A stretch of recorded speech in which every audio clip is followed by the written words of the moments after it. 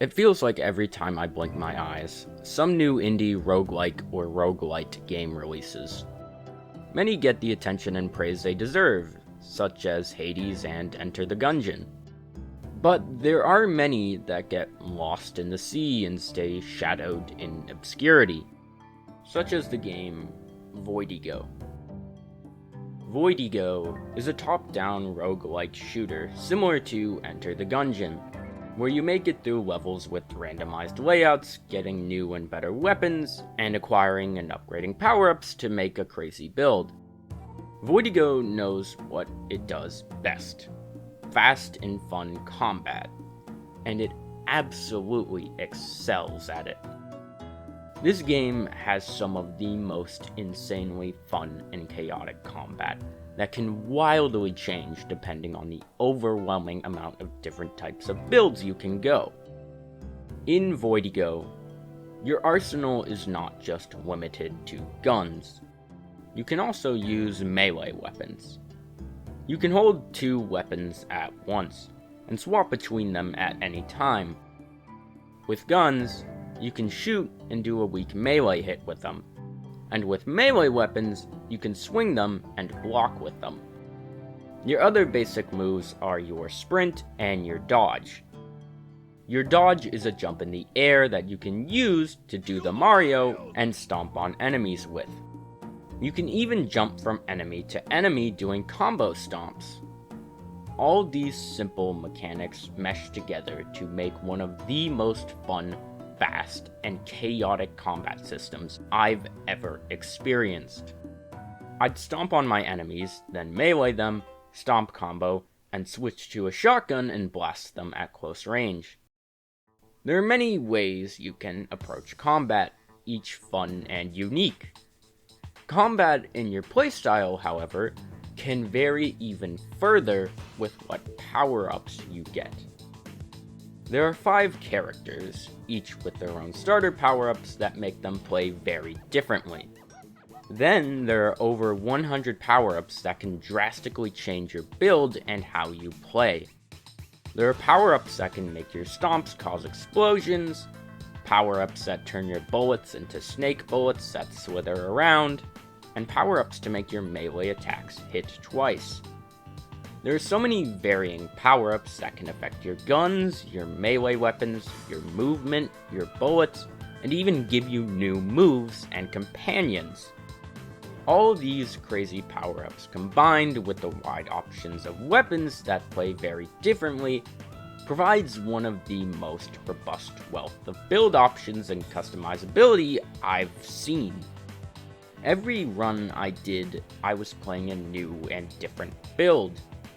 Like one run, I was playing as the professor with his remote-controlled bot, allowing me to not have to get close to my enemies.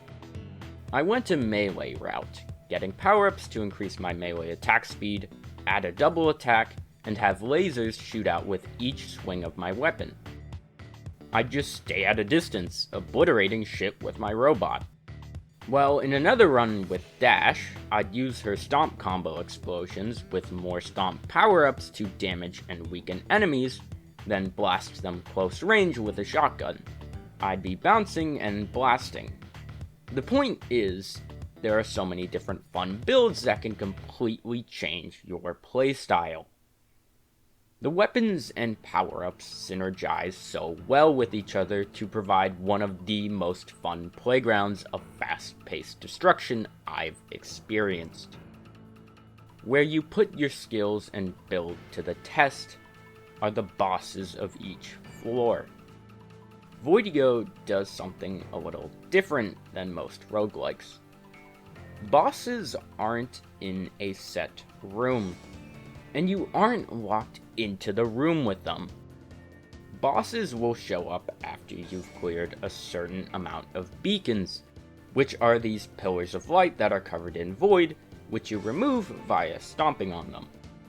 Once a boss appears, you don't have to stay in the room with it. As long as all beacons are clear in the room, you're free to leave to another room. However, bosses are free to move to different rooms as well. You may be low on health or ammo, so you leave to go to another room to replenish. You may have just gotten a busted build and feel ready for the boss, so you chase after it. Or maybe you're not doing so hot, and then the boss suddenly comes straight to you. So this kind of becomes a game of cat and mouse, you hunting down the boss, and the boss hunting down you. It's a pretty cool system that makes this game stand out even more. Furthermore, another cool system is the room challenges. Occasionally you'll find a door that leads to a branching path of doors. Each door presents a specific challenge, and a reward for beating it.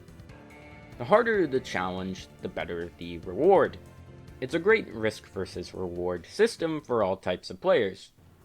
What's even cooler is that the challenges aren't your typical defeat X amount of enemies or defeat X amount of stronger enemies. They're interesting challenges that change the rules of the game. Like, one challenge may have lasers sweeping the floor, and you have to dodge the lasers while fighting. Another may be that the walls are lava and hurt you when you touch them. And another may be that you have to kill enemies in a set order. The challenge rooms are a really fun change of pace. This game just oozes charm and beautiful chaos. Each weapon is distinct and even hilarious sometimes. My favorite is the turtle. It's a melee weapon type, and is literally just a cute little turtle that you hold that swings around a knife and wields a gun. You can also hug the turtle, so 10 out of 10 game. But seriously, seeing each new weapon and reading their flavor text was an absolute treat. The enemy designs were great, especially the bosses, and the animations were so fluid in this game. Voidigo is a fucking thrilling playground of over-the-top destructive fun. I didn't think I was going to make a video about this game, but I had too much fun not to. Not to mention how overlooked this game is. More people need to know about Voidigo.